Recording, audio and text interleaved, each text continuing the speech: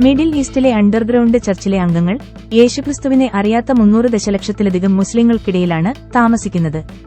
ലോകത്തിന്റെ ഈ പ്രദേശത്ത് ബൈബിൾ നിയമവിരുദ്ധമാണ്.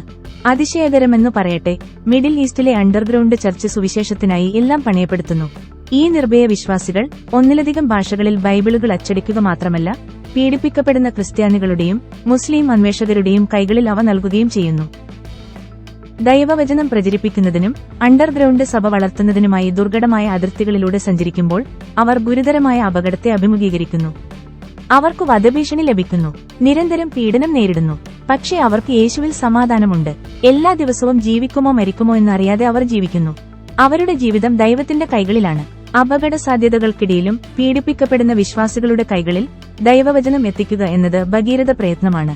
അതുകൊണ്ടാണ് ഈ ദൗത്യം ഇത്ര അടിയന്തരമായിരിക്കുന്നത്. മിഡിൽ ഈസ്റ്റിലെ നമ്മുടെ സഹോദരീ സഹോദരന്മാർക്ക് അവരുടെ സ്വന്തം ബൈബിൾ അത്യന്താപേക്ഷിതമായി ആവശ്യമാണ്.